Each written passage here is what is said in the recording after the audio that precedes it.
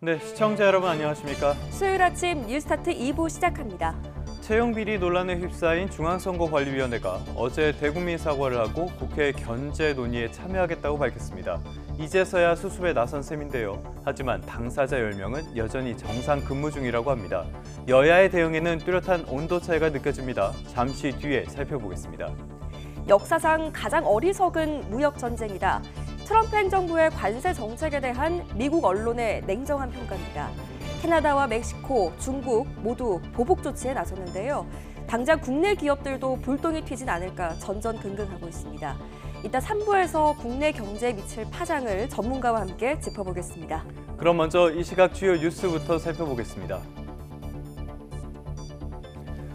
마은혁 헌법재판관 후보자 임명을 놓고 최상목 대통령 권한대행이 숙고에 들어갔습니다. 비공개 논의에서 국무위원 대다수가 임명을 서두르지 말라고 조언한 것으로 알려졌습니다. 이에 대한 여야 대치도 격화하는 가운데 국회는 일단 최 대행을 제외한 여야 국정협의회를 열기로 했습니다. 고위직 자녀의 채용 비리가 드러난 선관위가 대국민 사과를 했습니다. 국민의힘은 특별감사관 도입 등을 주장하며 선관위 개혁을 강조했고 민주당은 선관위 관련 언급을 자제하며 거리를 두는 분위기입니다. 국회의장과 국무총리 등을 지냈던 야권 원로들이 한자리에 모여 정치적 혼란이 극심한 지금이 개헌의 적기라고 입을 모아 강조했습니다. 정치권에서 개헌 논의가 가속화하는 가운데 이에 대한 이재명 대표의 입장이 어떻게 나올지 관심이 커지고 있습니다. 트럼프 미국 대통령이 멕시코와 캐나다 그리고 중국을 상대로 한 관세 부과를 강행했습니다. 관세를 떠안게 된 나라들은 즉각 보복 조치에 나섰고 당장 우리 기업에도 피해가 번질 거란 우려가 커지고 있습니다. 첫 소식입니다. 최상목 대통령 권한대행이 마은혁 헌법재판관 후보자 임명을 늦출 것으로 보입니다. 국무위원들의 의견을 수렴한 결과 상당수가 신중할 것을 요구했는데요. 여기에 정치적인 문제를 고려해 최종 결정까지는 시간이 더 걸릴 것이란 관측입니다. 이종구 기자입니다. 마은혁 헌법재판관 후보자에 대한 임명 문제가 초미의 관심사로 떠오른 가운데 열린 국무회의. 최상목 대통령 권한대행은 경제와 국제정세 현안 등에 대해 주로 언급했지만 마은혁 후보자에 대해선 전혀 거론하지 않았습니다. 그 어느 때보다도 대한민국의 생존과 번영을 위한 통합의 힘이 절실합니다. 대신 국무회의 직전에 비공개 국무위원 간담회를 열어 의견 청취에 나섰습니다. 이 자리에서 상당수 국무위원은 마은혁 후보자 임명 문제는 심사숙고해야 한다는 의견을 낸 것으로 전해졌습니다. 이와 관련해 변수가 떠올랐는데 한덕수 국무총리의 탄핵 심판 선고가 임박한 만큼 이 결과를 보고 결정하자는 의견도 국무위원 사이에서 나온 것으로 알려졌습니다. 이와 함께 마은혁 후보자가 진보 성향으로 분류되면서 대통령 탄핵 심판에 편향적일 수 있다는 여당의 반발도 외면하기 힘들어 보입니다. 앞서 최상목 권한대행은 지난해 말 국회에서 넘어온 헌법재판관 후보자 3명 가운데 2명만 임명하고 마은혁 후보자는 임명하지 않았습니다. 여야 합의가 안 됐다는 게 이유였습니다. 하루라도 빨리 정치적 불확실성과 사회 갈등을 종식시켜 경제와 민생 위기 가능성 차단이 필요하다는. 하지만 최근 헌법재판소는 여야 합의를 이유로 마은혁 후보자 임명을 보류한 건 위헌이라고 결정했습니다. 이 때문에 임명을 계속 미루는 건 최 대행에겐 부담으로 작용할 수밖에 없지만 정치적 역학관계 등을 고려해 임명을 급하게 서두르진 않을 것이란 관측이 현재로선 우세한 상황입니다. YTN 이종구입니다.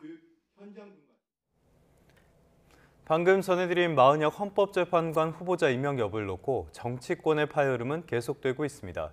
여당은 절대 임명 불가 입장을 재확인했고요. 반면 야당은 헌재 결정을 들어 최 대행을 거듭 압박했습니다. 여야는 일단 민주당 주장을 들어 정부 측을 빼고 국정협의회를 열기로 했습니다. 임성재 기자입니다. 국민의힘은 마은혁 헌법재판관 후보자 임명은 결코 용납할 수 없는 일이라고 다시금 못을 박았습니다. 마 후보자 미임명에 반발해 지난주 여야정 국정협의회에 불참한 민주당의 행위를 협박으로 규정하고 최대행이 이에 굴복해선 안 된다고 목소리를 높였습니다.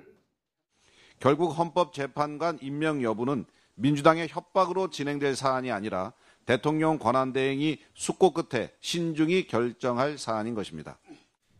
과거 판례를 토대로 마 후보자의 진보 성향을 상기시키는 동시에 헌법재판소 역시 임명 자체를 강제한 건 아니란 점도 부각했습니다. 일부 여당 의원들은 마 후보자 임명에 반대해 단식에 돌입한 박수영 의원을 찾아 힘을 싣기도 했습니다. 민주당은 그러나 마 후보자를 임명하지 않은 건 위헌이란 헌재의 결정에도 최대행이 고집을 피우고 있다고 맞섰습니다. 대통령 권한대행으로서 국정수습에 책임을 다하긴커녕 헌정질서 파괴에나 일조하고 있다는 겁니다. 구급 공무원도 이렇게 막 나가면 중징계를 피할 수 없습니다. 최상목 대행의 임무와 역할은 국정 정상화이지 내란 대행이 아닙니다. 최대행 앞에 놓인 명태균 특검법 공포 문제도 언급하며 시간이 지날수록 감당해야 할 책임만 커진다고도 경고했습니다. 다만 당내에선 민생 경제가 모래 위에 쌓은 집처럼 위태로운 만큼 국정협의회 대화는 이어가야 한다는 목소리도 나왔습니다. 결국 여야는 여야정에서 정부 측, 즉 최대행을 뺀 채 오는 6일 국정협의회를 열기로 했습니다. 여야가 마은혁 후보자 임명 문제를 두고 신경전을 이어가는 건 윤 대통령 탄핵 심판 과정에서 혹시 모를 변수로 작용할 수 있기 때문으로 보입니다.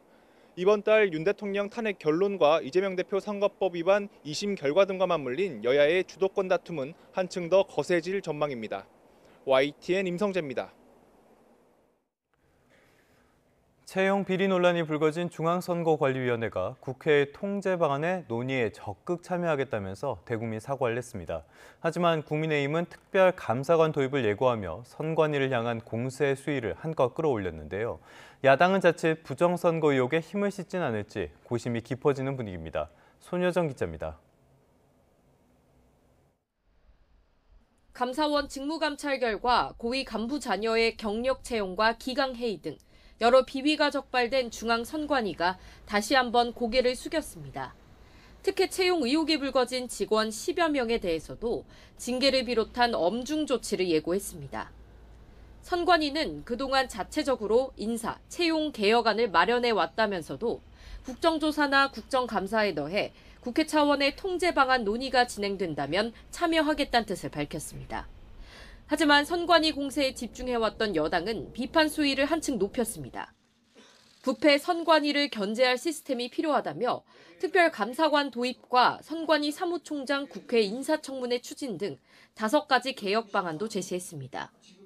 외부 감시, 견제 강화를 위한 특별감사관 도입, 이번 주 중으로 선거관리위원회 특별감사관법을 발의하겠습니다. 장동혁 의원은 사전투표제 폐지 법안을 발의했는데 지도부 차원에서 공식 논의되진 않았지만 사전투표제와 선관위를 불신하는 강성 지지층을 결집하려는 포석으로도 풀이됩니다.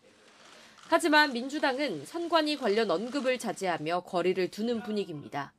채용비리 문제는 당연히 해결해야 하지만 모든 기관마다 별도 기구를 만들 수 없는 만큼 특별감사관 도입엔 신중한 태도입니다. 무자격자를 뽑는 게 아니고 기관 대 기관의 경력직 채용을 뽑는 과정에서 그런 비리가 있었던 모양인데 그건 제도적으로 얼마든지 개선할 수 있다고 생각합니다. 자칫 선관위 흔들기로 윤 대통령이 계엄 선포 명분으로 내세웠던 부정선거 의혹을 확산시킬 수 있다는 우려도 나오고 있습니다. 대통령 탄핵 심판 결과에 따라 조기 대선이 현실화할 수 있는 상황에서 선거 관리를 주관하는 선관위를 둘러싼 여야의 신경전도 한층 치열해질 것으로 보입니다. YTN 손효정입니다. 국민의힘이 헌법 개정을 위한 당내 기구를 공식 출범하고요. 야권 원로들도 개헌의 필요성을 연일 강조하는 등 정치권의 개헌 논의가 본격화하고 있습니다. 아직 개헌 논의에 선을 긋고 있는 더불어민주당 이재명 대표를 포위하는 양상이라는 평가도 나옵니다. 이준혁 기자가 보도합니다. 첫발에 뗀 국민의힘 개헌특위는 권력구조 문제에 초점을 맞췄습니다. 대통령 권력은 줄이되 국회 해산권을 주자는 등의 의견이 오갔는데 민주당 이재명 대표를 향해서도 개헌 논의에 응하라고 압박했습니다. 이재명 대표가 개인적인 고려, 개인적인 이익 때문에 개헌에 응하지 않고 있다고 그렇게 보고 있습니다. 전직 국회의장과 국무총리를 비롯한 야권 원로들 역시 헌법 자체보단 헌법 정신을 가볍게 여기는 현행 정치가 문제라고 지적하면서도 극심한 혼란이 닥친 지금이야말로 개헌의 적기라며 선거제 개편 등까지 함께 논의하자고 입을 모았습니다. 정치가 퇴행하고 있는 원인을 찾아야 합니다. 할 수 있는 최대한 그 원인을 제거하거나 치유해야 합니다. 여권 잠룡들과 야권의 비이재명계 인사들마저 최근 개헌론을 연이어 꺼내들며 정치권 개헌 논의가 본격화된 모양새입니다. 민주당 이재명 대표는 내란 종식에 집중할 때라며 일단 거리를 두고 있지만 개헌론에 포위당하는 구도가 되며 고심이 깊어질 것으로 보입니다. 친명계 인사들도 지금 단계의 개헌론은 반 이재명 공세에 불과하다며 깎아내리는 분위기지만 향후 조기 대선 국면이 열릴 경우 이 대표 역시 어떤 방향이건 개헌과 관련한 청사진을 내는 게 불가피하다는 기류도 감지됩니다. 조기 대선 국면이 나온다고 하면은 여당이나 야당이나 개헌에 관련된 입장들은 발표할 것으로 보고 있고요. 이재명 대표도 그렇게 하지 않을까 생각합니다. 정치권에선 여야 할 것 없이 쳇바퀴처럼 반복되어 온 개헌론이 이번에야말로 결실을 거둬야 한다며 이재명 대표를 향한 압박 수위를 높이고 있습니다. 앞서 이 대표는 지난 대선 후보 시절 4년 중임제 개헌을 공약한 바 있는데 이번엔 어떤 입장을 낼지 주목됩니다. YTN 이준엽입니다. 네, 이번 달 중순쯤 윤석열 대통령 파면 여부가 결정될 것이라는 전망이 나오는 가운데 헌법재판소 재판관들은 연일 평의를 이어가고 있습니다. 재판관들의 평의는 어떤 방식으로 진행되고 있는지 이경국 기자가 정리했습니다. 윤석열 대통령 탄핵 심판 사건은 지난달 25일을 끝으로 모든 변론을 마쳤습니다. 이후 재판관들은 휴일을 제외하고 거의 매일 평의를 열어 논의를 이어가고 있습니다. 평의는 통상 주심 재판관이 평의 요청서를 재판관들에게 전달하며 시작됩니다. 윤 대통령 사건의 경우 정형식 재판관이 이 역할을 맡을 것으로 보입니다. 평의 요청서에는 헌재 윤 대통령 탄핵 심판 TF 연구관들이 쓴 보고서 등이 포함되는데 보고서엔 사건 쟁점들에 대한 법리 검토 내용이 담깁니다. 정형식 재판관이 이를 토대로 검토 내용을 발표하면 재판관들이 의견을 나누는 식으로 평의가 진행됩니다. 평의에선 대통령 탄핵 심판 사건뿐 아니라 진행 중인 다른 사건들에 대한 논의도 함께 이루어지고 있습니다. 구체적인 논의 방식이나 발언 순서 등은 규정돼 있지 않은 만큼 문형배 헌법재판소장 권한대행 등 재판관 8명의 결정에 따르게 됩니다. 철통보안 속 진행되는 평의의 내용은 물론 진행되는 시간까지 철저히 비공개에 붙여집니다. 윤 대통령 파면 여부가 적힐 결정문은 평의 뒤 표결을 거쳐 작성될 예정입니다. 보안 유지를 위해 재판관들이 연구관에게 인용과 기각 등 다른 버전의 결정문 초안 작성을 지시한 뒤 표결 결과를 토대로 최종 선택할 수 있다는 전망도 나옵니다. 노무현, 박근혜 전 대통령 전례에 비춰보면 재판관들의 평의는 선고 직전까지 숨가쁘게 이어질 것으로 관측됩니다. YTN 이경국입니다. 윤 대통령 탄핵 심판 선고를 앞두고 헌법재판소 앞에서는 연일 집회와 기자회견이 이어지고 있습니다. 인파가 몰리면서 충돌 우려가 커지는 가운데 경찰은 헌법재판관들에 대한 경호를 강화했습니다. 이현정 기자입니다. 윤석열 대통령 탄핵 심판 선고를 남겨둔 헌법재판소 앞은 연일 탄핵 찬반 집회가 열리는 농성장이 됐습니다. 양대 노총은 윤 대통령이 비상계엄을 통해 국민에게 총뿌리를 겨누고 헌정 질서를 문란케 했다며 신속한 파면을 촉구하는 의견서를 헌재에 제출했습니다. 반인륜적 행태에 대한 헌법재판소의 단호한 파면을 요구합니다. 반대로 윤 대통령 지지자들이 모인 국민변호인단은 헌재 심리가 졸속이었다며 각하나 기각 결정이 내려지도록 무제한 필리버스터를 진행하겠다고 밝혔습니다. 헌법재판소가 더 이상 헌법을 지키는 기관이 아니라는 점을 2030 청년들도 잇따라 기자회견을 열며 헌재 앞 여론전에 가세했습니다. 탄핵을 반대하는 대한민국 청년 모임은 헌법재판관들이 정치적으로 편향됐다며 윤 대통령을 파면하면 용납하지 않을 거라고 목소리를 높였습니다. 반드시 윤석열 대통령 탄핵 기각, 그 탄핵 소추안에 대한 탄핵 기각 결정해야 할 것입니다.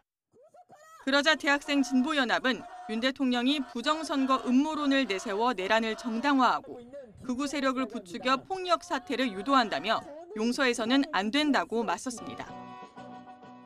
윤석열은 국회와 사법부의 기능을 군대를 동원해 완전히 소멸시키려 했으며 자신에게 반대하는 국민들을 간첩이라 이야기하고 긴장감이 커지자 경찰은 헌재 앞에 24시간 기동대를 배치하며 경계를 강화했습니다. 또 헌법재판관 8명의 자택에 순찰차를 배치하고 전담 경호팀도 증원하는 등 신변 보호에 힘쓰고 있다고 강조했습니다. YTN 이현정입니다. 미국 트럼프 행정부의 관세 부과에 캐나다와 멕시코가 즉각 대응에 나섰습니다. 미국산 제품에 보복 관세를 부과하겠다는 뜻을 밝힌 겁니다. 이에 트럼프 대통령은 보복 관세를 부과하면 이번에는 상호 관세를 부과하겠다며 으름장을 놨습니다. 미국 뉴욕 연결해서 자세한 소식 알아보겠습니다. 이승윤 특파원. 네, 뉴욕 맨하탄입니다. 지금 세계가 많이 불안정합니다. 미국 트럼프 행정부의 25% 관세 부과, 여기에 캐나다, 멕시코가 즉각 보복 조치에 나섰다고요. 네, 그렇습니다. 지스탱 트루도 캐나다 총리는 오늘 기자회견을 열고 트럼프 미국 대통령의 25% 관세는 매우 어리석은 짓이라면서 이례적으로 강도 높게 비판했습니다. 또 트럼프 행정부의 관세는 어떤 정당한 근거나 필요성도 전혀 없다면서 30조 원 규모의 미국산 수입품에 맞불 보복 관세를 즉각 발효한다고 밝혔습니다. 이어 세계무역기구 WTO 분쟁 해결 메커니즘에 제소하고 미국과 캐나다, 멕시코 무역협정 체제를 통해서도 이의를 제기하겠다고 밝혔습니다. 트루도 총리는 미국의 관세 부과가 지속될 경우에 21일 후 추가로 125조 원 규모의 보복 관세를 시행하겠다고 예고했습니다. 직접 들어보시죠. The United States launched a trade war against Canada. Their closest partner and ally, their closest friend. Canadians are reasonable, and we are polite, but we will not back down from a fight. Not when our country and the well-being of everyone in it is at stake. 트루도의 이번 발표는 미 동부 시각 새벽 0시 1분을 기해 트럼프 행정부가 캐나다와 멕시코, 중국산 수입품에 대한 신규 관세 부과를 예정대로 시행한 지 불과 몇 시간 만에 나왔습니다. 트럼프 행정부는 캐나다와 멕시코산 제품에 세율 25%를 부과했고 중국산 제품엔 지난달 부과한 10%에 더해 10% 관세를 추가로 부과했습니다. 중국도 미국산 닭고기 등 29개 품목에 대한 관세를 15% 인상했고 수수 등 711개 품목에 대한 관세를 10% 인상하는 등 미국산 농축 수산물을 표적으로 한 보복 관세 조치를 즉각 발표했습니다. 클라우디아 셰인바움 멕시코 대통령은 모욕적, 일방적이라고 비판하고 보복 관세를 예고하면서 오는 9일 구체적인 적용 품목을 발표하겠다고 밝혔습니다. 네, 트럼프 대통령은 보복 관세에 추가 관세를 부과하겠다는 방침을 밝혔다고요? 네, 그렇습니다. 트럼프 대통령은 캐나다 측의 보복 관세로 맞불을 놓자 이에 상응하는 상호 관세를 추가로 즉각 부과하겠다고 다시 맞받았습니다. 트럼프는 이 트루스 소셜에 캐나다의 트루도 주지사에게 설명 좀 해달라면서 이 미국의 보복 관세를 부과하면 미국의 상호 관세는 즉각 같은 수준만큼 인상될 것이라고 적었습니다. 이 트루도 총리를 총리가 아닌 주지사로 지칭한 건 그동안 캐나다가 미국의 51번째 주가 돼야 한다고 한 이 주장의 연장선상으로 풀이됩니다. 앞서 지난달 1일 트럼프가 서명한 이 캐나다에 대한 관세 부과 관련 행정명령에는 캐나다의 무역 보복이 있으면 대통령이 관세의 범위를 늘리거나 확대할 수 있다는 조항이 포함되어 있습니다. 트럼프는 원래 다음 달 1일까지 미국 재무부와 상무부 조사를 거쳐서 이튿날인 2일부터 전 세계를 상대로 한 상호 부과 카드를 꺼들었지만 상호 관세 부과 카드를 꺼들었지만 이 캐나다를 상대로는 즉시 관세 부과 카드를 또 꺼내든 겁니다. 어제 트럼프의 짧고 강경했던 발언을 직접 들어보시죠. No room left for Mexico or for Canada. No, the tariffs, they're all set. 트럼프는 잠시 뒤인 우리 시각 오전 11시에 미 연방의회 의사당에서 집권위기 첫 의회 연설을 통해서 정부 구조조정과 관세, 우크라이나 전쟁 등 국내외 현안 추진 구상을 밝힌다는 계획입니다. YTN은 이를 생중계로 전해드릴 예정입니다. 이번 관세 부과에 미국 내 자동차 업계는 자동차 가격이 25%까지 오를 것이라며 우려의 목소리를 내고 있습니다. 미국의 관세 부과에 캐나다가 보복을 선언하고 미국이 다시 추가 대응을 예고하면서 트럼프의 무역 전쟁은 본격적으로 시작됐습니다. 지금까지 뉴욕에서 YTN 이승윤입니다.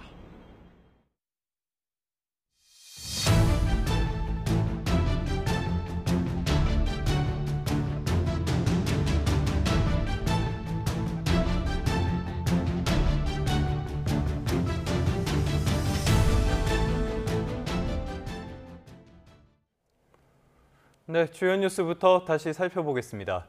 최성목 대통령 권한대행이 마은혁 헌법재판관 후보자 임명을 늦출 것으로 보입니다. 국무위원들의 의견을 수렴한 결과 상당수가 신중할 것을 요구했는데 여기에 정치적인 문제를 고려해 최종 결정까지는 시간이 더 걸릴 것이라는 관측입니다. 이종구 기자입니다. 마은혁 헌법재판관 후보자에 대한 임명 문제가 초미의 관심사로 떠오른 가운데 열린 국무회의. 최성목 대통령 권한대행은 경제와 국제정세 현안 등에 대해 주로 언급했지만 마은혁 후보자에 대해선 전혀 거론하지 않았습니다. 그 어느 때보다도 대한민국의 생존과 번영을 위한 통합의 힘이 절실합니다. 대신 국무회의 직전에 비공개 국무위원 간담회를 열어 의견 청취에 나섰습니다. 이 자리에서 상당수 국무위원은 마은혁 후보자 임명 문제는 심사숙고해야 한다는 의견을 낸 것으로 전해졌습니다. 이와 관련해 변수가 떠올랐는데 한덕수 국무총리의 탄핵 심판 선고가 임박한 만큼 이 결과를 보고 결정하자는 의견도 국무위원 사이에서 나온 것으로 알려졌습니다. 이와 함께 마은혁 후보자가 진보 성향으로 분류되면서 대통령 탄핵 심판에 편향적일 수 있다는 여당의 반발도 외면하기 힘들어 보입니다. 앞서 최상목 권한대행은 지난해 말 국회에서 넘어온 헌법재판관 후보자 3명 가운데 2명만 임명하고 마은혁 후보자는 임명하지 않았습니다.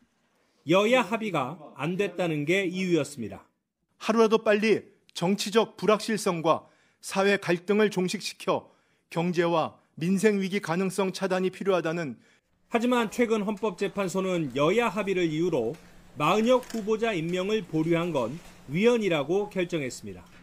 이 때문에 임명을 계속 미루는 건 최 대행에겐 부담으로 작용할 수밖에 없지만 정치적 역학관계 등을 고려해 임명을 급하게 서두르진 않을 것이란 관측이 현재로선 우세한 상황입니다. YTN 이종구입니다. 마은혁 후보자 임명 여부를 놓고 정치권의 파열음은 이어지고 있습니다. 여당은 절대 임명 불가, 야당은 즉각 임명을 내세우고 있습니다. 여야는 일단 민주당의 주장을 들어 정부 측을 빼고 국정협의회를 열기로 했습니다. 임성재 기자입니다. 국민의힘은 마은혁 헌법재판관 후보자 임명은 결코 용납할 수 없는 일이라고 다시금 못을 박았습니다. 마 후보자 미임명에 반발해 지난주 여야정 국정협의회에 불참한 민주당의 행위를 협박으로 규정하고 최 대행이 이에 굴복해선 안 된다고 목소리를 높였습니다. 결국 헌법재판관 임명 여부는 민주당의 협박으로 진행될 사안이 아니라 대통령 권한대행이 숙고 끝에 신중히 결정할 사안인 것입니다. 과거 판례를 토대로 마 후보자의 진보 성향을 상기시키는 동시에 헌법재판소 역시 임명 자체를 강제한 건 아니란 점도 부각했습니다. 일부 여당 의원들은 마 후보자 임명에 반대해 단식에 돌입한 박수영 의원을 찾아 힘을 싣기도 했습니다. 민주당은 그러나 마 후보자를 임명하지 않은 건 위헌이란 헌재의 결정에도 최 대행이 고집을 피우고 있다고 맞섰습니다. 대통령 권한대행으로서 국정수습에 책임을 다하긴커녕 헌정질서 파괴에나 일조하고 있다는 겁니다. 구급 공무원도 이렇게 막 나가면 중징계를 피할 수 없습니다. 최상목 대행의 임무와 역할은 국정 정상화이지 내란 대행이 아닙니다. 최 대행 앞에 놓인 명태균 특검법 공포 문제도 언급하며 시간이 지날수록 감당해야 할 책임만 커진다고도 경고했습니다. 다만 당내에선 민생 경제가 모래 위에 쌓은 집처럼 위태로운 만큼 국정협의회 대화는 이어가야 한다는 목소리도 나왔습니다. 결국 여야는 여야정에서 정부 측, 즉 최 대행을 뺀 채 오는 6일 국정협의회를 열기로 했습니다. 여야가 마은혁 후보자 임명 문제를 두고 신경전을 이어가는 건 윤 대통령 탄핵 심판 과정에서 혹시 모를 변수로 작용할 수 있기 때문으로 보입니다. 이번 달 윤 대통령 탄핵 결론과 이재명 대표 선거법 위반 2심 결과 등과 맞물린 여야의 주도권 다툼은 한층 더 거세질 전망입니다. YTN 임성재입니다. 채용 비리 논란이 불거진 중앙선거관리위원회가 국회 통제 방안 논의에 적극 참여하겠다며 대국민 사과를 했습니다. 하지만 국민의힘은 특별감사관 도입을 예고하며 선관위를 향한 공세 수위를 올렸는데 야당은 자칫 부정선거 의혹에 힘을 실지는 않을지 고심이 깊어지는 모습입니다. 손효정 기자입니다. 감사원 직무감찰 결과 고위 간부 자녀의 경력 채용과 기강회의 등 여러 비위가 적발된 중앙선관위가 다시 한번 고개를 숙였습니다. 특혜 채용 의혹이 불거진 직원 10여 명에 대해서도 징계를 비롯한 엄중 조치를 예고했습니다. 선관위는 그동안 자체적으로 인사, 채용 개혁안을 마련해 왔다면서도 국정조사나 국정감사에 더해 국회 차원의 통제 방안 논의가 진행된다면 참여하겠다는 뜻을 밝혔습니다. 하지만 선관위 공세에 집중해왔던 여당은 비판 수위를 한층 높였습니다. 부패 선관위를 견제할 시스템이 필요하다며 특별감사관 도입과 선관위 사무총장 국회 인사청문회 추진 등 5가지 개혁 방안도 제시했습니다. 외부 감시, 견제 강화를 위한 특별감사관 도입, 이번 주 중으로 선거관리위원회 특별감사관법을 발의하겠습니다. 장동혁 의원은 사전투표제 폐지 법안을 발의했는데 지도부 차원에서 공식 논의되진 않았지만 사전투표제와 선관위를 불신하는 강성 지지층을 결집하려는 포석으로도 풀이됩니다. 하지만 민주당은 선관위 관련 언급을 자제하며 거리를 두는 분위기입니다. 채용 비리 문제는 당연히 해결해야 하지만 모든 기관마다 별도 기구를 만들 수 없는 만큼 특별감사관 도입엔 신중한 태도입니다. 무자격자를 뽑는 게 아니고 기관 대 기관의 경력직 채용을 뽑는 과정에서 그런 비리가 있었던 모양인데 그건 제도적으로 얼마든지 개선할 수 있다고 생각합니다. 자칫 선관위 흔들기로 윤 대통령이 계엄 선포 명분으로 내세웠던 부정선거 의혹을 확산시킬 수 있다는 우려도 나오고 있습니다. 대통령 탄핵 심판 결과에 따라 조기 대선이 현실화할 수 있는 상황에서 선거 관리를 주관하는 선관위를 둘러싼 여야의 신경전도 한층 치열해질 것으로 보입니다. YTN 손효정입니다. 국민의힘이 헌법 개정을 위한 당내 기구를 공식 출범했습니다. 야권 원로들도 개헌의 필요성을 연일 강조하고 있죠. 정치권의 개헌 논의가 본격화하고 있습니다. 아직 개헌 논의에 선을 긋고 있는 민주당 이재명 대표를 포위하는 양상이라는 평가도 나옵니다. 이준엽 기자입니다. 첫발에 뗀 국민의힘 개헌특위는 권력구조 문제에 초점을 맞췄습니다. 대통령 권력은 줄이되 국회 해산권을 주자는 등의 의견이 오갔는데 민주당 이재명 대표를 향해서도 개헌 논의에 응하라고 압박했습니다. 이재명 대표가 개인적인 고려, 개인적인 이익 때문에 개헌에 응하지 않고 있다고 그렇게 보고 있습니다. 전직 국회의장과 국무총리를 비롯한 야권 원로들 역시 헌법 자체보단 헌법 정신을 가볍게 여기는 현행 정치가 문제라고 지적하면서도 극심한 혼란이 닥친 지금이야말로 개헌의 적기라며 선거제 개편 등까지 함께 논의하자고 입을 모았습니다. 정치가 퇴행하고 있는 원인을 찾아야 합니다. 할 수 있는 최대한 그 원인을 제거하거나 치유해야 합니다. 여권 잠룡들과 야권의 비이재명계 인사들마저 최근 개헌론을 연이어 꺼내들며 정치권 개헌 논의가 본격화된 모양새입니다. 민주당 이재명 대표는 내란 종식에 집중할 때라며 일단 거리를 두고 있지만 개헌론에 포위당하는 구도가 되며 고심이 깊어질 것으로 보입니다. 친명계 인사들도 지금 단계의 게을로는 반 이재명 공세에 불과하다며 깎아내리는 분위기지만 향후 조기 대선 국면이 열릴 경우 이 대표 역시 어떤 방향이건 개헌과 관련한 청사진을 내는 게 불가피하다는 기류도 감지됩니다. 조기 대선 국면이 나온다고 하면은 여당이나 야당이나 개헌에 관련된 입장들은 발표할 것으로 보고 있고요. 이재명 대표도 그렇게 하지 않을까 생각합니다. 정치권에선 여야 할 것 없이 쳇바퀴처럼 반복되어 온 게을론이 이번에야말로 결실을 거둬야 한다며 이재명 대표를 향한 압박 수위를 높이고 있습니다. 앞서 이 대표는 지난 대선 후보 시절 4년 중임제 개헌을 공약한 바 있는데 이번엔 어떤 입장을 낼지 주목됩니다. YTN 이준엽입니다. 지난달에 변론이 종결된 한덕수 국무총리 탄핵 심판 선고가 이르면 이번 주에 나올 것이라는 전망이 제기됩니다. 한 총리 탄핵 심판 선고는 윤석열 대통령의 탄핵 심판 선고 일정에도 영향을 줄 것으로 보입니다. 차정윤 기자입니다. 한덕수 국무총리 탄핵 심판의 변론기일 첫날인 지난달 19일, 재판부는 90분 만에 변론을 종결했습니다. 헌재가 이르면 이번 주 안에 한 총리에 대한 탄핵 심판 선고를 내릴 수 있다는 관측이 나옵니다. 쟁점이 복잡하지 않고 절차가 마무리된 상태라 신속하게 결론을 낼 가능성이 있다는 겁니다. 통상 변론이 종결되면 결정문 작성까지 2주가량 시간이 걸리는데 앞서 마은혁 헌법재판관 후보자 임명과 관련한 권한쟁의 심판의 경우에는 변론 종결 17일 만에 선고했습니다. 한 총리 탄핵 심판 결과가 이번 주 중 나오게 되면 윤석열 대통령 탄핵 심판 선고 일정에도 영향을 미칠 거란 관측입니다. 만약 한 총리 탄핵이 기각될 경우 즉시 직무에 복귀해 윤 대통령 탄핵 심판 최대 변수인 마은혁 후보자 임명 여부를 결정해야 하기 때문입니다. 마은혁 후보자가 대통령 탄핵 심판에 합류하게 된다면 변론 재개와 갱신 절차가 진행되고 예상보다 늦은 3월 말 4월 초로 선고가 미뤄질 수도 있습니다. 헌재 관계자는 한 총리와 윤 대통령 탄핵 심판 선고 일자와 관련해 아직 정해진 것은 없다며 통상 선고 기일이 잡히면 이틀 전에는 통지하게 된다는 원론적인 입장만 밝혔습니다. 헌재는 박성재 법무부 장관 탄핵 사건 변론 기일 전날인 오는 17일까지 변론 일정을 모두 비워놓고 재판관 평의를 이어가고 있습니다. 두 전직 대통령에 대한 탄핵 심판 선고가 모두 금요일에 이뤄졌던 점을 고려한다면 재판부가 오는 14일 금요일을 윤 대통령 탄핵 심판 선고 기일로 정하지 않겠느냐는 전망도 나옵니다. YTN 차정은입니다.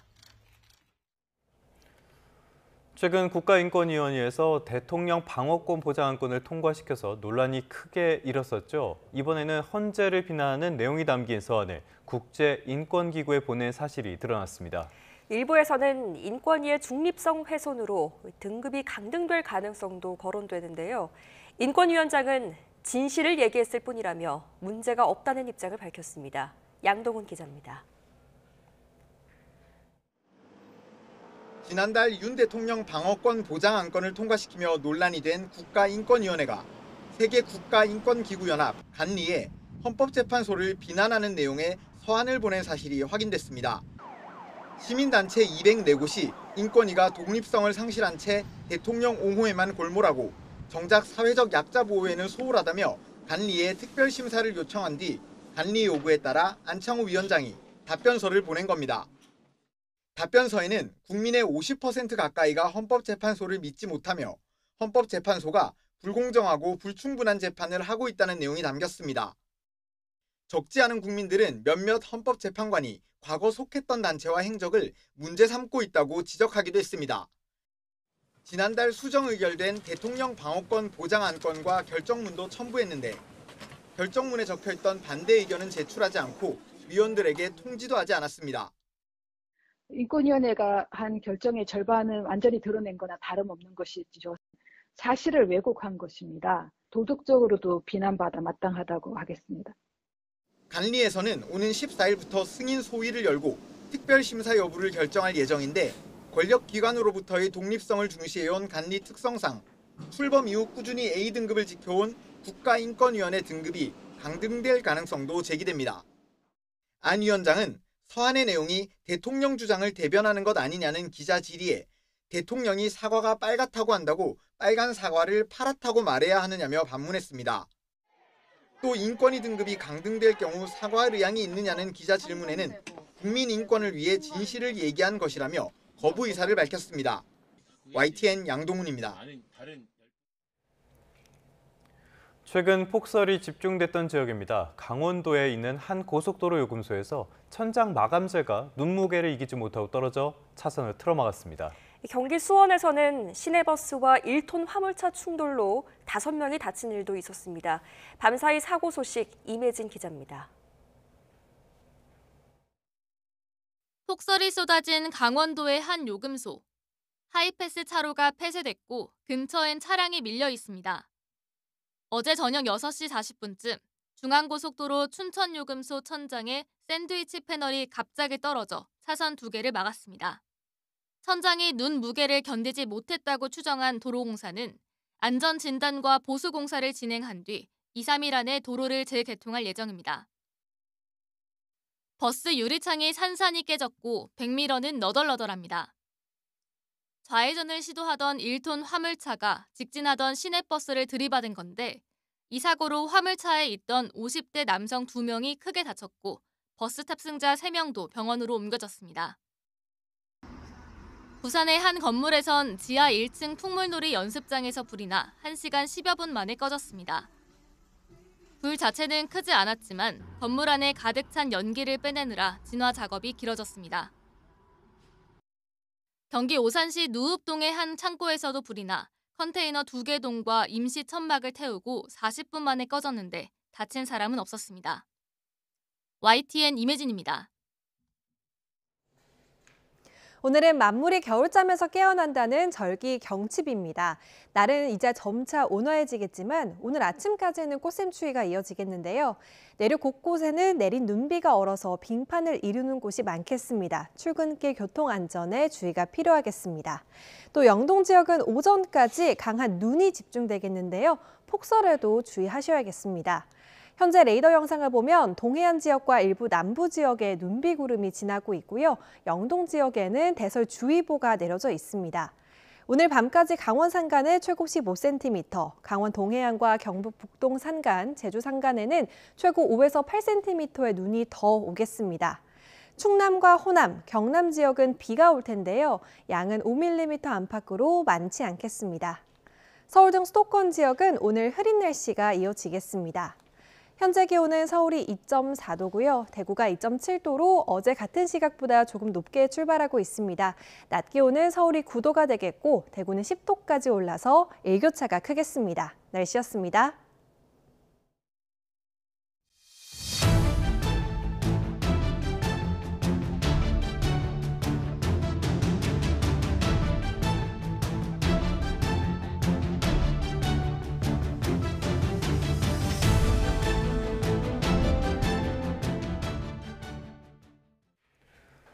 윤석열 대통령에 대한 헌법재판소의 탄핵 심판 선고를 앞두고 물리적인 충돌에 대한 우려도 커지고 있습니다. 경찰은 최악의 상황까지 고려해 대비 계획을 세우는 중입니다. 경찰은 인원을 총동원해서 충돌을 막겠다는 계획입니다. 김희영 기자입니다. 2017년 3월 10일 박근혜 전 대통령 탄핵이 선고되자 헌법재판소 일대는 혼돈에 빠졌습니다. 분노한 탄핵 반대 시위대가 난동을 부리면서 취재진과 경찰이 폭행당하고 부상자도 속출했습니다. 특히 한 참가자가 경찰 버스를 빼앗아 차벽을 들이받으면서 대형 스피커가 떨어져 머리를 맞은 70대 노인이 숨지는 등 당시 폭력 시위 과정에서 4명이 숨졌습니다. 8년 뒤 윤석열 대통령 탄핵 심판 선고를 앞두고 헌법재판소 자유 게시판에는 또다시 폭력 사태를 예고하는 글이 잇따르고 있습니다. 각하가 아닌 판결은 폭동뿐이라는 등 윤 대통령 지지자들의 과격한 발언에 우려가 커지는 상황. 경찰은 선고 당일 헌법재판소 난입 등 최악의 상황을 염두에 두고 대비한다는 계획입니다. 인원을 총동원해 과거 같은 사례가 발생하지 않도록 노력한다는 방침인데 필요하다면 현장 지휘관 판단하에 3단봉이나 캡사이신도 사용할 수 있게 한다는 입장입니다. 경찰청은 서울청이 건의한 가포 비상 발령도 긍정적으로 검토하고 있는데 대규모 집회와 충돌이 전국적으로 번지면 각 지방청에도 비슷한 조치를 내릴 계획입니다. 가포비상은 경찰력을 100% 동원할 수 있는 최상위 비상 단계로 박근혜 전 대통령 탄핵 심판 선고 당일에도 발령됐습니다. 경찰은 이때를 참고해 시위대 가까이에서 돌발 상황을 막을 대비조나 현재에 들어갈 예비대 등을 운용할 예정입니다. 이런 가운데 경찰은 지난 서부지법 폭동 사태와 관련해 137명을 수사하고 있다고 밝혔습니다. 87명을 구속해 이 가운데 79명을 검찰에 넘겼는데 보수 커뮤니티 게시글을 분석하면서 배후 세력이 누군지도 추적하고 있습니다. YTN 김희영입니다. 감사원 직무감찰에서 고위직 자녀 채용 문제가 드러난 중앙선거관리위원회가 국민께 다시 한번 깊이 사과드린다고 밝혔습니다. 중앙선관위는 그동안 징계 절차가 중단되었던 직원들에 대해서도 엄중하게 조치할 예정이라며 이 같은 내용의 입장문을 냈습니다. 이에 대해서 국민의힘 권성동 원내대표는 만시지탄이지만 비판을 의식하고 있다는 걸 보여줘서 다행이라고 평가했습니다. 권 원내대표는 기자들과 만나 특정 기관이 자정 능력을 상실하면 외부에서 외과적인 수술을 하는 것이 해당 조직의 건강성 회복을 위한 일이라고 생각한다며 이같이 말했습니다. 반면 더불어민주당은 중앙선거관리위원회가 채용 비리에 신속하고 엄정한 조치로 국민 신뢰를 회복해야 한다고 주문하는 동시에 국회 차원의 대책 마련도 강조했습니다. 조승래 수석 대변인은 서면 브리핑에서 민주주의의 근간인 선거를 관리하는 조직은 그 어떠한 비리나 의혹도 용납될 수 없다면서 이같이 밝혔습니다. 윤 대통령의 영장 기각 사실을 숨겼다는 의혹으로 검찰 수사를 받는 고위공직자범죄수사처가 지난주에 진행됐던 압수수색을 통해 의혹이 해소됐을 것이라고 밝혔습니다. 압수수색에 대한 내부의 불편한 시선도 전했는데요. 검찰은 압수물 분석을 마치는 대로 공수처 관계자 소환을 검토할 전망입니다. 송재인 기자의 보도입니다. 고위공직자범죄수사처가 검찰에서 압수수색을 받은 지 나흘 만에 처음 공식적인 입장을 밝혔습니다. 검찰이 확보해간 자료를 보면 변호인단이 고발한 윤 대통령 영장 관련 의혹은 다 해소됐을 거라 본다며 자신감을 드러냈습니다. 앞서 오동훈 공수처장도 국회에 나와 국민의힘 주진우 의원에게 서울중앙지법에 윤 대통령 영장을 청구한 적이 없다고 답했던 건 통신영장 기각 사실을 숨기려던 게 아니라 실무자의 단순 착오였을 뿐이라고 말했습니다. 파견받은 직원이 좀 이 법률 전문가가 아니기 때문에 지금 체포영장에 대해서 주로 묻는 것으로 이해한 나머지. 공수처 관계자는 또 검찰의 윤 대통령 사건 공소제기를 요구할 때 관련 기록을 모두 넘겼다며 또 다른 압수수색 사유였던 영장 기각 기록 누락도 부인했습니다. 검찰이 압수수색이 아니라 공문 형태로도 필요한 자료를 요청할 수 있었다는 의견이 공수처 내부에 있던 게 사실이라며 내심 불편함도 드러냈습니다. 검찰은 우선 압수물 분석을 마치는 대로 윤 대통령 변호인단과 시민단체로부터 고발된 공수처 관계자들을 불러 사실관계를 확인할 것으로 보이는데 그 가운데 핵심은 역시 오 처장입니다. 지난주 검찰이 공수처 관련 사건들을 묶어 압수수색에 나선 건 영장 쇼핑 의혹을 띄우는 윤 대통령 변호인단의 공수처 고발이 접수된 지 꼭 일주일 만이었습니다. 오 처장 등 특정 개인을 겨냥한 수사 절차는 아니라는 검찰의 해명에도 불구하고 다소 이례적인 수사 속도라는 평가가 나왔는데 검찰이 오 처장 소환 역시 속도감 있게 추진할 경우 결국 이번 수사가 과거 윤 대통령 내란 혐의 사건 수사 주도권을 두고 두 기관이 벌여오던 갈등의 연장선 아니냐는 시선이 더 짙어질 가능성이 있습니다. YTN 송진입니다. 한국판 엔비디아를 만들어 국민과 지분을 나누자. 민주당의 이재명 대표가 한 발언입니다. 이 발언의 여파가 계속되고 있습니다. 여당은 옛 소련식 사회주의적인 발상이라고 비판했고요. 여기에 대해서 이 대표는 문맹 수준의 식견이라고 맞받았습니다. 홍민기 기자입니다. 발단은 지난 2일 민주당 운영 유튜브 채널에 공개된 이재명 대표의 AI 관련 발언이었습니다. 국가가 투자해 미국 엔비디아와 같은 글로벌 AI 관련 기업을 만들어 성공을 거두면 지분 일부를 국민과 나누자는 구상을 밝힌 겁니다. 70%는 민간이 가지고 30%는 국민 모두가 나누면 굳이 세금에 막 그렇게 의존하지 않아도 되는 오지 않을까요? 곧바로 오세훈 서울시장과 이준석 의원 등 잠재적 대권주자들을 중심으로 사회주의적 발상이라는 비판이 쏟아졌고 여당도 연일 이 대표를 향해 맹공을 퍼부었습니다. 반도체 특별법의 주 52시간제 예외에도 반대하는 민주당이 어떻게 세계적인 기업을 키워낼 수 있겠느냐는 주장입니다. 이 같은 사회에서는 삼성이나 엔비디아 같은 기업이 결코 탄생할 수가 없습니다. 결국 이재명 대표의 구상은 옛소련의 전철을 밟자는 위험한 발상입니다. 이에 이 대표는 AI 시대 미래에도 무지한 국민의힘이 어떻게 대한민국을 책임지겠느냐며 문맹 수준의 식견이라고 난을 세웠습니다. 정부 출자로 설립된 대만 TSMC의 사례를 제시하고 모든 국민에게 AI 무상교육을 도입해야 한다는 주장까지 내놨습니다. 이 대표는 오는 20일엔 삼성전자 이재용 회장과 만나 청년들의 사회 진출 지원 방안 등을 논의할 예정인데 민주당은 대선 행보라는 해석엔 선을 그으면서도 반도체 특별법 관련 논의가 오갈 가능성도 열려있다는 입장입니다. 이재명 대표는 국방을 AI화하겠다는 자신의 발언을 포퓰리즘이라고 비판한 언론에 대해서도 정략보다는 나라의 미래가 더 중요하다고 반박했습니다. 일각에선 이 같은 설전과 공방이 이슈를 주도하고 있는 이 대표에겐 나쁠 게 없다는 분석도 나옵니다. YTN 홍민기입니다. 국민의힘 권성동 그리고 더불어민주당 박찬대 원내대표가 우원식 국회의장 주재로 회동을 갖고요. 내일 오후 정부가 빠진 채 여야만 참석하는 국정협의회를 열기로 했습니다. 민주당 박성준 원내수석 부대표는 회동 뒤 기자들과 만나 최상목 대통령 권한대행이 헌법을 무시하면서 마은혁 헌법재판관 후보자를 임명하지 않아 정부 측을 제외하고 협의회를 연다며 이같이 밝혔습니다.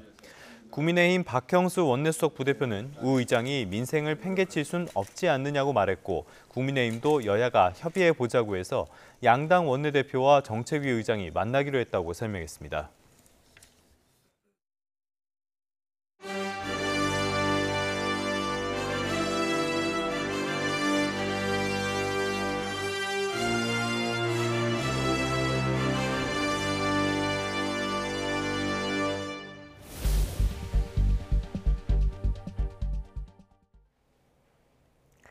네, 다음 소식입니다. 트럼프 미국 대통령이 현지 시간으로 4일 오후 9시, 우리 시간으로는 오늘 오전 11시 집권 2기 첫 의회 연설에 나섭니다. 트럼프 대통령은 이번 상하원 합동 연설을 통해 관세 부과와 우크라이나 전쟁, 중동 정세, 정부 구조 조정 등 국내외 현안에 대한 입장을 밝힐 것으로 보입니다. 미국이 우크라이나에 대한 군사 지원을 중단하자 젤렌스키 우크라이나 대통령은 미국의 연신 감사의 뜻을 표하며 사실상 무릎을 꿇었습니다. 이런 가운데 유럽은 미국이 빠진 안보를 준비하고 있습니다. 홍주의 기자입니다. 급기야 미국이 군사 지원까지 끊자 젤렌스키 우크라이나 대통령은 자세를 바짝 낮췄습니다. 지난달 28일 백악관 정상회담이 파국으로 끝나 유감이고 이제는 바로잡을 때라고 밝혔습니다. 트럼프 대통령의 리더십 아래 평화를 위해 노력할 준비가 돼 있다며 공중과 해상에서 휴전을 즉시 시행할 것을 제안했습니다. Країна завжди буде вдячною Америці за всю ту підтримку, яка надавалась, яка надається і яка працює на збереження на сьогодні вже доволі крихких основ безпеки в Європі.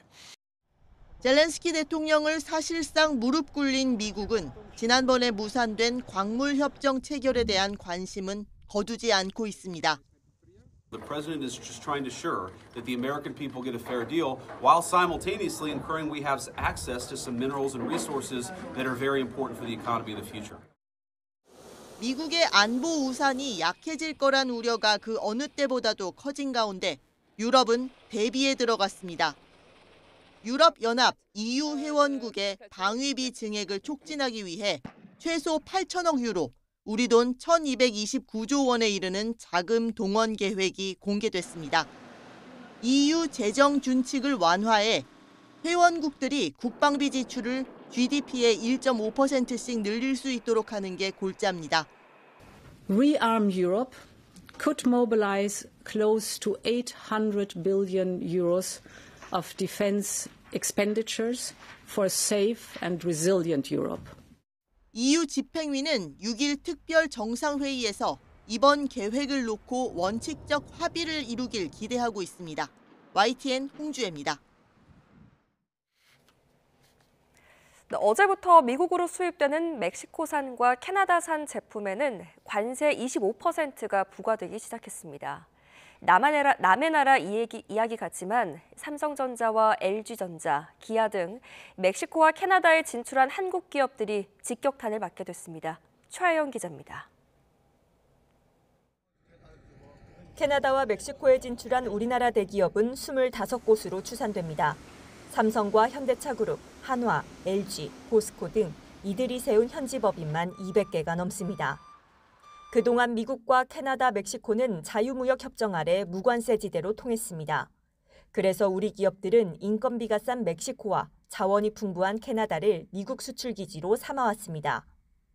하지만 트럼프 대통령이 중국과 함께 캐나다와 멕시코에도 관세 폭탄을 던지면서 올해 우리나라 수출이 지난해보다 2억 2천만 달러 감소할 것이란 예측은 현실화되고 있습니다. 관세 부담으로 가격 경쟁력이 떨어질 수밖에 없는 국내 기업들 입장에선 투자와 생산 전략 수정이 불가피해졌습니다. 우선 관세를 피하기 위해 미국 현지 생산을 늘리는 방안이 가장 유력해 보입니다. 생산지 이전 및 기존 생산지별 캐파 조정 등 보다 적극적인 생산지 전략의 변화까지도 고려의 범위에 포함될 수 있을 것으로 트럼프 대통령이 관세를 빌미로 현지 투자 압박을 강하게 밀어붙일 경우 아예 생산 기지를 미국으로 옮기는 방안도 검토될 수 있습니다.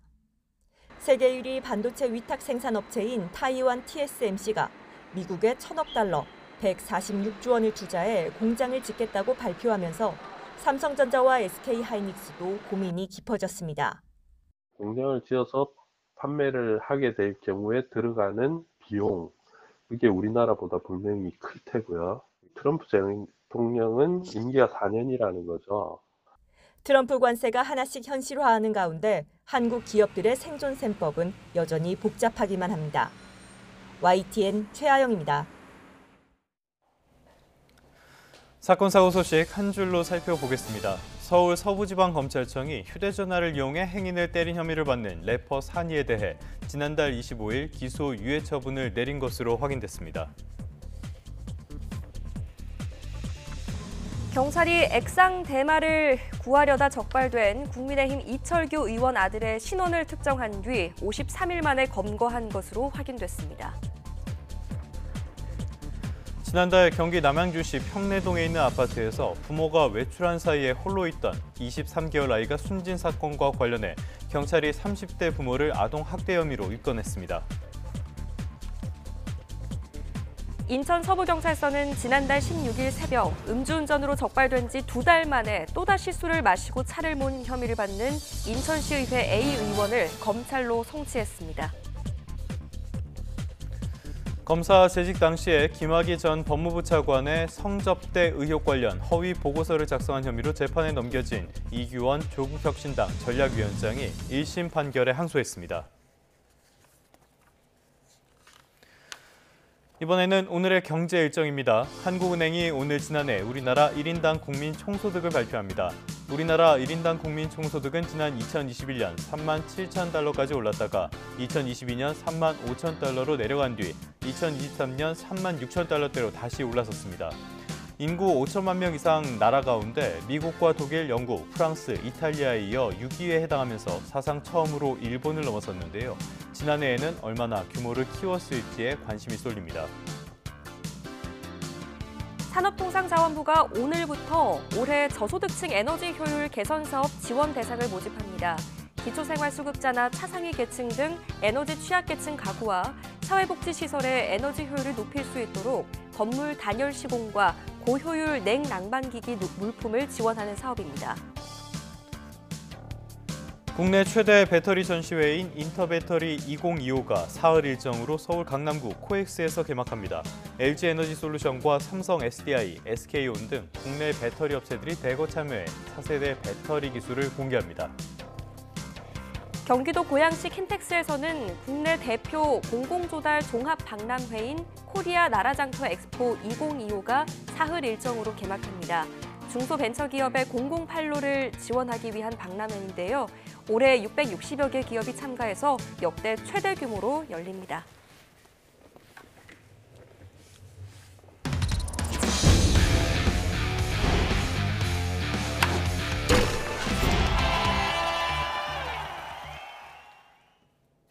프로야구 KT의 강백호가 전지훈련지에서 화려한 변신을 준비하고 있습니다.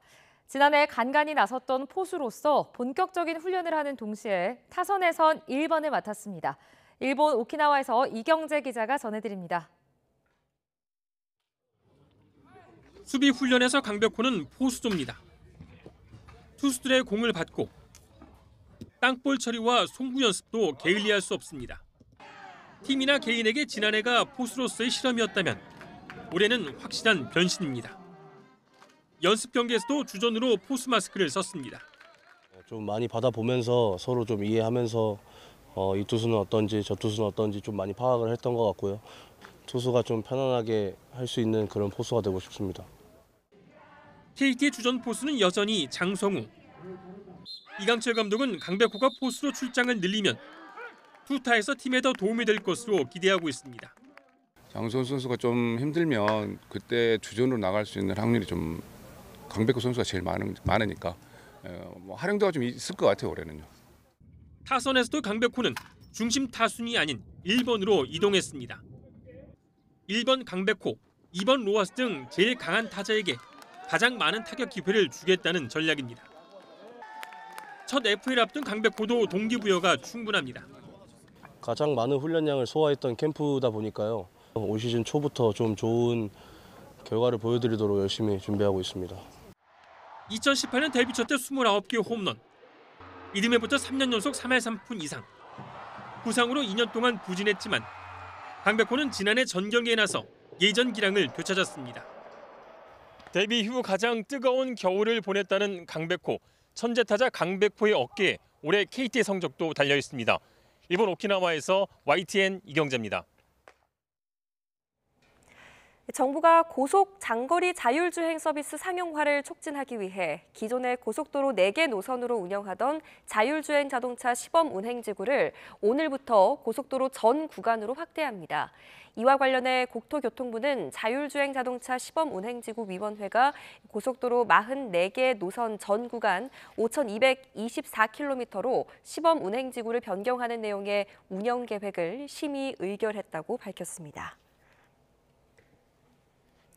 이용자가 좋아할 만한 콘텐츠를 자동으로 제안하는 온라인 플랫폼의 이른바 추천 알고리즘 기술이 사회 분열과 특정 집단에 대한 혐오를 조장한다는 우려가 커지고 있습니다. 오늘 밤 11시 20분 방송되는 YTN 탐사보도 프로그램 팩트추적은 추천 알고리즘이 우리 사회에 불러온 분열과 혐오의 실태를 짚고 부작용을 없애기 위한 대책을 집중 모색합니다. 국립공원 안에 위치한 숲속 결혼식장이 늘어나게 됩니다. 국립공원공단은 숲 결혼식을 치를 수 있는 장소를 기존 9곳에서 14곳으로 확대했다고 밝혔습니다. 숲 결혼식 관련 정보는 오늘부터 국립공원공단 홈페이지에서 확인할 수 있습니다. 한국천문연구원과 미국 나사 등이 공동 개발한 차세대 우주망원경 스피어X 발사가 재차 연기됐습니다. 우주항공청은 우주망원경 스피어X가 우리 시각으로 오는 7일 낮 12시 9분 미국 캘리포니아주 벤덴버그 우주군 기지에서 발사될 예정이라고 밝혔습니다. 지난해 뉴욕 증시는 엄청난 강세를 이어갔습니다. 하지만 트럼프 2기가 출범한 뒤에 분위기는 확연히 달라졌습니다. 어제 3대 지수 모두 폭락했다는 소식을 전해드렸는데 간밤에도 추가로 내림세를 기록했습니다. 다우는 1% 넘게 하락했고요. 그리고 S&P 500, 나스닥 모두 내림세를 면치 못했습니다. 전반적으로 봤을 때는 롤러코스터 장세였는데요. 장 초반에는 급락세를 보이다가 거래가 진행되면서 상황이 그나마 나아지는 모습이 연출이 됐습니다. 그러다가 막판에 30분을 남기고 매물이 쏟아져 나오면서 다시 주저앉았습니다.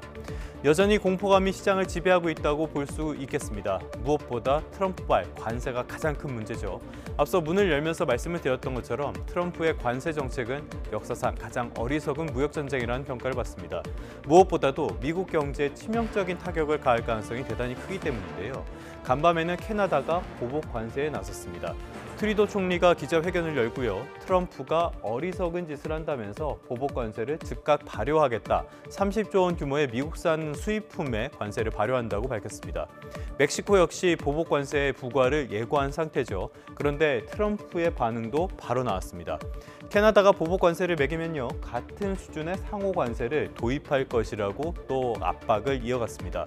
동맹국이자 북미 경제 공동체끼리의 마찰이 심해진 게 시장에 부정적인 영향을 주고 있는 셈입니다.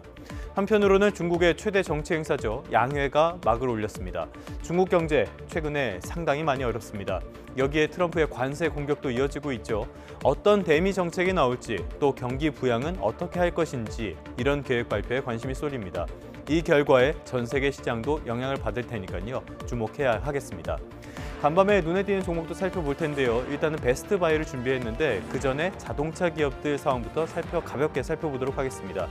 빅3 자동차 회사들 간밤의 주가가 다 부정적인 모습을 보였습니다. 사실 미국의 자동차 기업들은 캐나다, 멕시코와 아주 밀접하게 연관돼 있습니다.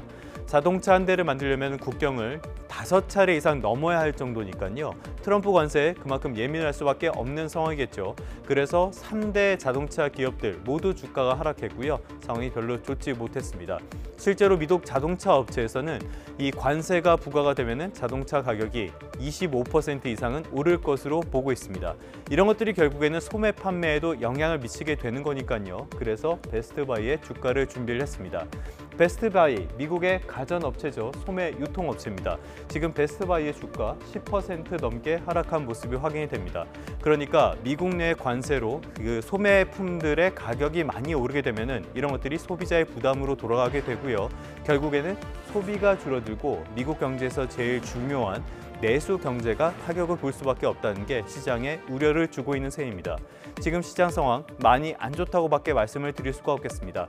앞으로도 트럼프의 발언 한마디 한마디에 시장이 급등락하는 모습들을 보여주게 될 텐데요. 이런 부분도 잘 보시면서 대응해 나가시는 게 좋지 않을까 싶습니다. 지금까지 3분 뉴욕 증시였습니다.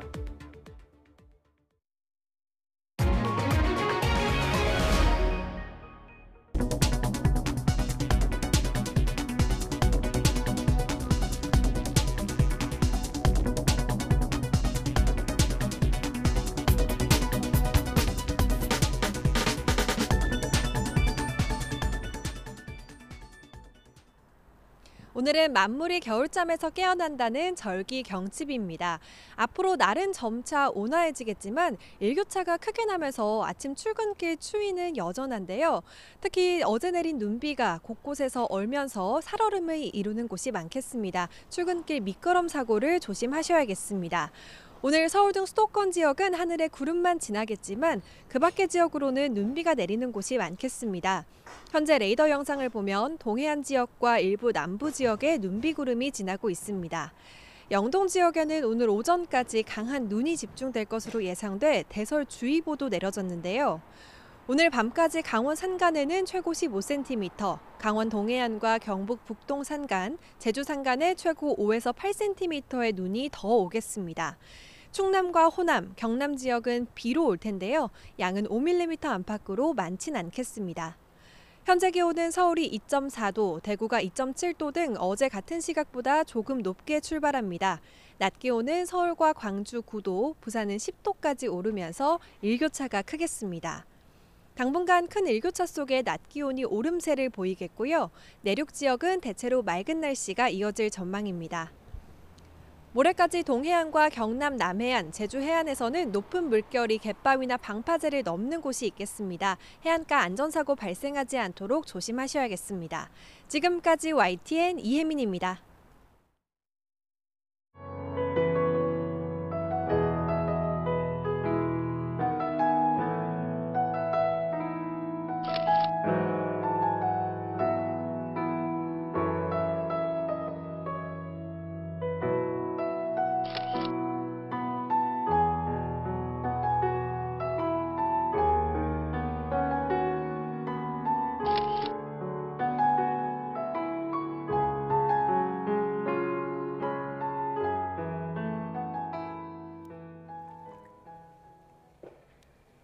네, 3분 후에 뉴스타트 3부가 계속됩니다.